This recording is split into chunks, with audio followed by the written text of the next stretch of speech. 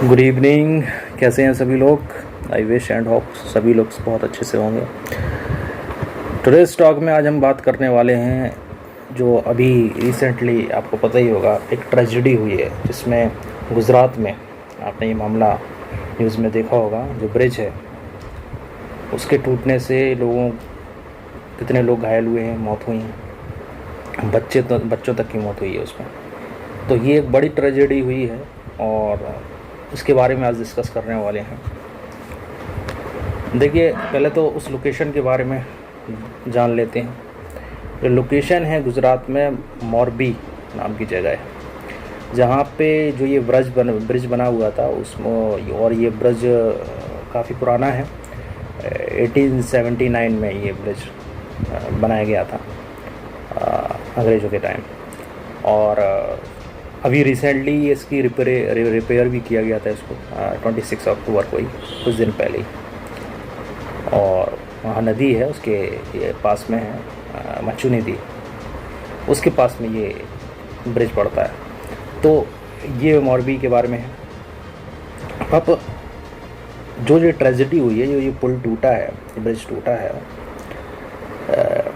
क्या कारण रहे हैं और इस तरह के इंसिडेंट से तो एक इंसिडेंट यहाँ हुआ है, इस तरह के इंसिडेंट तो कई जगह पे हुए होंगे और होते हैं।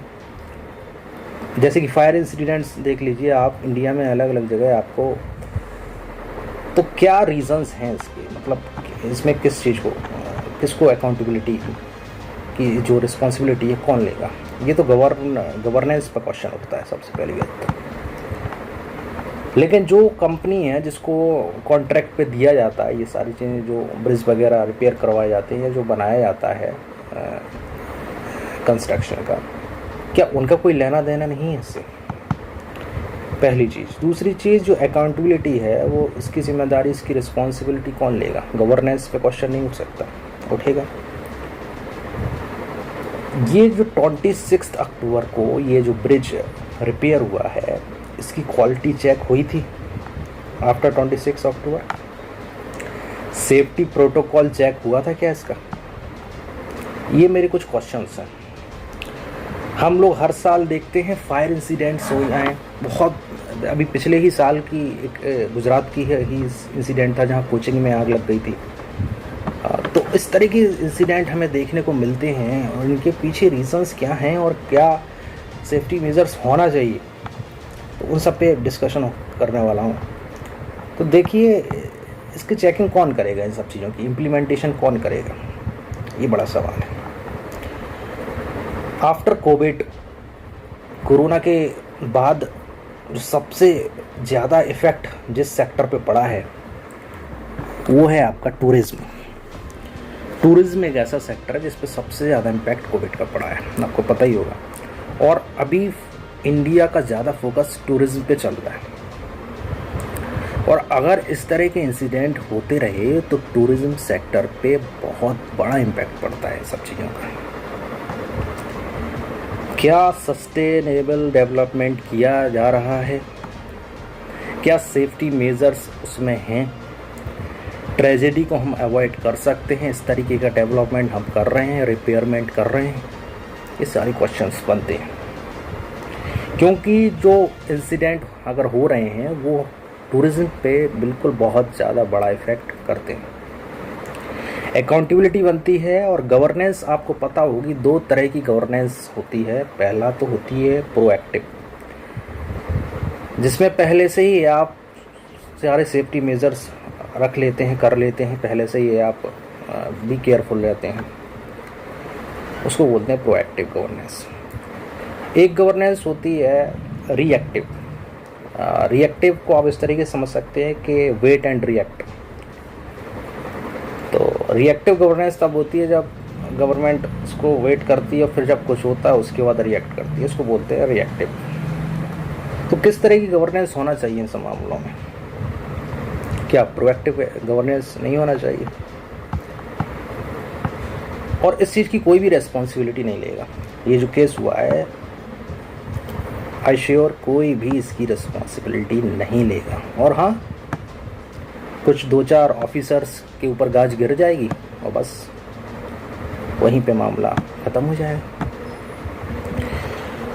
लेकिन क्या इस तरह के इंसिडेंट अगर आगे होते हैं, या ये तो होते ही हैं, और इनको क्या हमें सही नहीं करना चाहिए? तो ये एक बड़ा सवाल है। और इस बीच में एक बड़ी मज़ेदार वाली बात ये होती है कि जो पॉलिटिशियंस हैं वो बड़े मज़े से पॉलिटिक्स खेलते हैं, एक दूसरे पे ब्लेम लगा रहे होते हैं। इस तरह के इंसिडेंट होते हैं और यहाँ पे राजनीति खेलना चालू हो जाती है, एक पार्टी दूसरी पार्टी पे ब्लेम लगाना चालू हो जाती है। तो मेरे कंसर्न ये हैं कि ये जो लोकेशंस हैं इनके सेफ्टी प्रोटोकॉल्स क्या हैं, ऑडिट प्रोटोकॉल हैं, इन्वायरमेंटल ऑडिट है क्या, सेफ्टी ऑडिट क्या है, सोशल ऑडिट है क्या, सस्टेनेबल है क्या, सेफ हैं, टूरिज़्म और ऑल थिंग्स जो हैं वो कैसी चल रही हैं, ये सब कुछ मैटर करते हैं। अब आते हैं सॉल्यूशंस पे। सॉल्यूशंस में सबसे पहली चीज़ तो ये ओल्ड इंफ्रास्ट्रक्चर हैं, जो पुरानी जगह हैं, उनका इंस्पेक्शंस हुआ है या नहीं, उनका टाइम पे इंस्पेक्शंस हो रहा है या नहीं, ये इम्पोर्टेंट चीज़ है और इंस्पेक्शंस ज़रूरी हैं। रिपेयर हुआ है उसके बाद उसकी क्वालिटी चेक की गई है, इंश्योर किया गया है कि क्वालिटी असेसमेंट ठीक है। सेकेंड थिंग, जो डैम ब्रिज होते हैं ये अधिकतर देखा जाता है काफ़ी ओल्ड हो जाते हैं, पुराने होते हैं, इनके इंस्पेक्शंस ज़रूरी होते हैं, ये टाइम टू टाइम हो रहे हैं या नहीं हो रहे हैं। और जो टेंडर है, एक चीज़ और होनी चाहिए इसमें सॉल्यूशन में, टेंडर का जो मैकेनिज्म है उस पर थोड़ा सा फोकस करना चाहिए। फोकस इस तरीके से करना चाहिए, टेंडर को आप ओपन कर दीजिए, ट्रांसपेरेंसी लाइए और अकाउंटेबिलिटी ला सकते हैं इससे हम। कैसे? टेंडर देते समय जो एप्लीकेशंस आती हैं उसको पब्लिक डोमेन में लाइए, आप पब्लिक डोमेन में लेके आइए, और जो एक्सपीरियंस्ड कंपनी है उनको हमें ज़्यादा फोकस करना है, क्योंकि जो एक्सपीरियंस्ड कंपनी होंगी वो काम ज़्यादा अच्छे से करेंगे, जाहिर सी बात है। तो ये सारी चीज़ें इसमें बहुत इम्पोर्टेंस रखती हैं, इन पर काफ़ी फोकस होना चाहिए, क्योंकि कहीं पे भी ट्रेजेडी होती है तो फला XYZ कंपनी रिस्पॉन्सिबल नहीं होगी क्या उस पर? अगर ट्रेजेडी होती है तो उस कंपनी की रिस्पॉन्सिबल नहीं होगी वो उस केस में? तो ये सारी चीज़ें मैटर करती हैं। और ये अभी क्योंकि रिसेंटली बना हुआ है टॉपिक, तो इस पे मैंने सोचा कि इस पे आज एक डिस्कशन कर लेते हैं, और बड़े ही शॉर्टकट तरीके से मैंने अपनी बातों को सोचा रखने का, और ये जो जितने भी मैंने चीज़ें बताई हैं इन पे गौर करना ज़रूरी है, और जो सॉल्यूशंस हैं उनमें जो कुछ भी बातें मैंने कही हैं उसको अगर थोड़ा सा देखा जाए, तो अगर उस पर फोकस किया जाए तो काफ़ी कुछ इस एरिया में काम किया जा सकता है। रिस्पॉन्सिबिलिटी, वो एक बात है, responsibilities of citizen are responsible of system. I hope आपको आज का ये टॉपिक समझ में आया होगा, और मुझे लगता है कि इस तरह के टॉपिक्स पे थोड़ा सा और डिटेल में हम लोग फिर किसी दिन डिस्कस करेंगे। आज के लिए इतना ही रखते हैं, एंड आई होप ये टॉपिक आपके समझ में आया होगा, और आगे भी कुछ नए टॉपिक्स लेके आ रहा हूँ। Thank you.